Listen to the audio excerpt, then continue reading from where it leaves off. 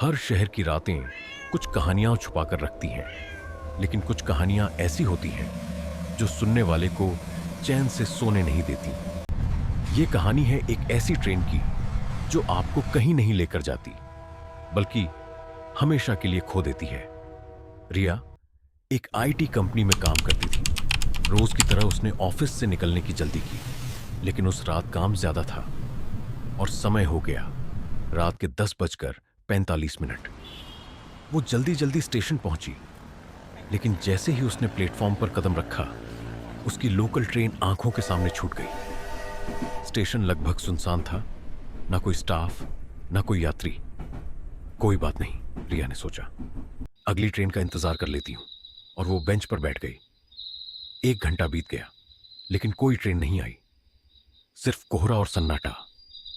करीब 11:45 पर platform number 3 की लाइट अचानक टिमटिमाने लगी।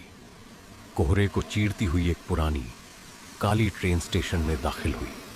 उसके डिब्बे जले हुए थे और इंजन से सिसकती आवाज आ रही थी।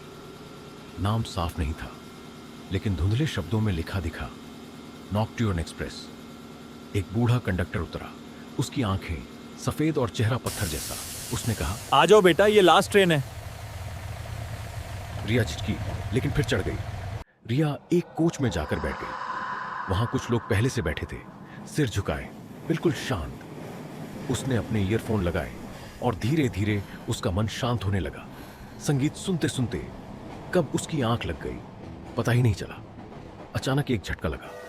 ट्रेन के जोरदार झटके से रिया की नींद खुली। वो घबरा कर उठी और देखा, कोच की लाइट्स बंद थीं। चारों ओर अंधेरा था और सबसे डरावनी बात, अब उस कोच में कोई भी नहीं था। रिया की सांसें तेज हो गईं और वो घबराकर भागती हुई अगले डिब्बे की ओर दौड़ी। वहां वही लोग बैठे थे, पहले जैसे ही, मगर अब भी सिर झुकाए हुए। रिया चुपचाप एक सीट पर बैठ गई। तभी धीरे धीरे सबने अपना चेहरा ऊपर उठाया। जले हुए चेहरे, अधजले होंठ और गले से आती धीमी गुर्राहट। रिया चीख भी न सकी, बस उठकर भाग पड़ी। उसी वक्त ट्रेन थोड़ी धीमी हुई और उसने बिना सोचे एक खिड़की से बाहर कूद मार दी। जैसे ही वो जमीन पर गिरी, उसके हाथ पैर छिल गए, लेकिन जान में जान आई कि वो अब ट्रेन से बाहर थी। उसने कांपते हाथों से मोबाइल निकाला और टॉर्च जलाया।